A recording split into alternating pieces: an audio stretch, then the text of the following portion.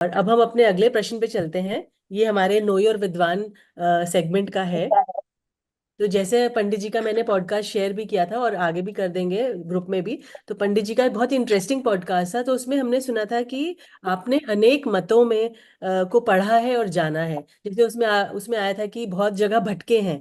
तो उस थोड़ा सा हमें उस सफर के बारे में बताइए। और ये वो ऐसी कौन सी चीज थी जिसने आपको यहाँ पे टिका के रखा है, वो कौन सी चीज ट्राई करी उसके बारे तो में। उसके लिए तो क्या है कि पूरा 1 घंटा चाहिए। फिर भी मैं संक्षिप्त में बताता हूँ कि अन्य मतों में मेरा जाना कैसे बना। बना क्या, हमारी माँ वैष्णव धर्म से ही आई है। हमारी जो मम्मी है, तो हम लोग, पापा जैन अग्रवाल थे और माँ वहां से आई है, उधर से। तो वो संस्कार पहले से ही थे हमारे पास, अन्य मत वाले तो प्रारंभ में ही थे। फिर धीरे धीरे जब इस मार्ग में आए, तो कोई सच्ची बात बताने वाला तो था नहीं। तो हम कहीं भी बहक कर चले जाते थे, हमें कहीं संतोष नहीं होता था। इसलिए पूरी कथा सुनाएंगे तो पूरा 1 घंटा चाहिए। तो हम बौद्धों के यहाँ भी रहे, रहे नहीं बल्कि बौद्ध वेश में रहा हूं मैं 3 महीने। चैम्बूर में एक बौद्ध विहार है, तो बौद्ध साधु बन के रहा मैं वहां 3 महीना कम से कम। मेरा प्रारंभ में उर्दू मीडियम में भी पढ़ाई हुई। तो स्टार्टिंग में मेरा बीकॉम फर्स्ट ईयर में अलीगढ़ मुस्लिम यूनिवर्सिटी में पढ़ाई हुई थी।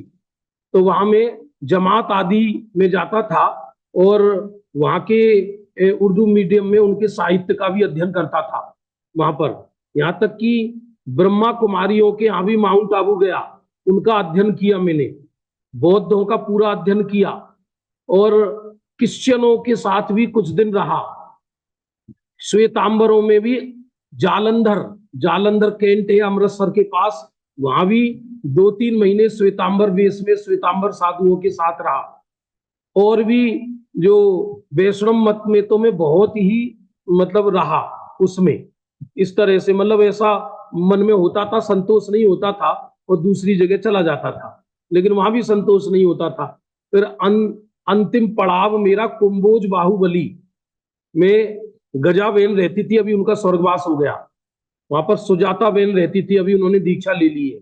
उन्होंने उन्होंने मुझे ये पढ़ाया जैन धर्म, और उन्होंने पूज्य गुरुदेव श्री का परिचय कराया। और वहां पर जब मैं वहां पढ़ता था आश्रम में, तो वहां सुनील जैनापुरे आते थे, राजकोट वाले। वो मेरे से सीनियर थे, तो वो मुझे लेकर जयपुर आ गए। जयपुर आ गए। फिर जयपुर में मेरा प्रॉपर अध्ययन हुआ टोडरमल स्मारक। इस तरह से टोडरमल स्मारक सही दिशा में निमित्त बना। उससे पहले युगल जी बाबूजी मिले थे मुझे टोडरमल स्मारक से पहले, वहां पर थूबोन जी के शिविर में। तो गुरुदेव का परिचय तो हो ही गया था। फिर उनको मैंने कहा कि मैं जयपुर पढ़ने जा रहा हूँ, बोले हाँ जाइए पढ़िए, बहुत अच्छा। बहुत लंबा इतिहास है। और बोलिए। जी पंडित जी, तो मतलब आपको बेसिकली आपने काफी जगह सब सब सारे धर्म दर्शन सब पढ़े हैं और अरे, आपको एक ही बात मैं जी। बताया ना, क्षुल्लक दीक्षा भी हुई है मेरी कलकत्ता में, उधर बेलगछिया में। बेलगछिया में महावीर जयंती वाले दिन हुई थी, महावीर जयंती वाले दिन। और मैं 2-3 महीने उस बेस में रहा था। और अपने दिगंबर जैन समाज के मुनि महाराजों के साथ तो बहुत रहा हूं मैं। वर्तमान के जो प्रसिद्ध आचार्य श्री विद्यासागर जी, उनके संग में भी रहा मुक्तागिरी में। उन्होंने मुझे जबलपुर मड़िया जी में पढ़ने भेजा। अपने संभव सागर, ज्ञान सागर, सुमति सागर, सन्मति सागर, ज्ञानमती माता जी, बहन सत्यवती, इन सबके साथ पहले संग में रहा हूं मैं पूरा। 12-13 वर्ष का था तब घर से निकल गया था। बाद में घर गृहस्थी में आया लौट कर। जी पंडित जी, तो पंडित जी जैसे आप ये संवाद वगैरह लिखते हैं, आप बहुत सुंदर सुंदर और ओरिजिनली होते हैं, वो आपने बताया भी था। उसका आपको प्रेरणा कहाँ से आती है वो। ये इंद्र सभा वगैरह का, ये मुझे यहाँ से प्रेरणा मिली। जब मैं मंगलायतन में रहता था, तो मुझे पहली प्रतिष्ठा का संचालन, वैसे तो मैं मंगलायतन से पहले भी प्रतिष्ठाओं का संचालन किया मैंने, लेकिन एक बड़े रूप में संचालन करने का मेरे को अवसर मिला था लंदन में। तो उससे पहले में जो हमारी प्रचलित इंद्र सभाएं थी आदरणीय अवैजी भाई साहब की, जो बहुत सुंदर है, वो ही मैं संचालित करता था। फिर पवन जी भाई साहब ने बोला कि महापुरुषों के बोल वाली बनाइए आप। तो फिर पहले मैंने वो लंदन के लिए इंद्र सभा बनाई, जिसमें गुरुदेव श्री के बोल, बहन श्री के बोल, सौगानी जी के बोल, श्रीमद जी के बोल, कुछ मूल ग्रंथों के बोल उसमें डाले। फिर कई विद्वानों ने उन्हें चेक किया और बोले ये तो बहुत अच्छा है, लोगों को अध्यात्म रस पुष्ट होने का अवसर मिलता है। तो फिर मुझे आदत पड़ गई। फिर मैंने भुज के लिए और कनाडा के लिए और भी अपना जितनी प्रतिष्ठाएं हुई है, बहुत जगह अवसर मिला। तो मेरे को आदत रहती है, अभी जैसे सोनगढ़ में प्रतिष्ठा हुई थी, तो उसमें अष्टपाहुड़, पंचास्तिकाय, मूल समय सार, पद्मनंदी पंचविंशिका, इनमें से इंद्र सभाएं बनाई थी, बहुत अच्छी।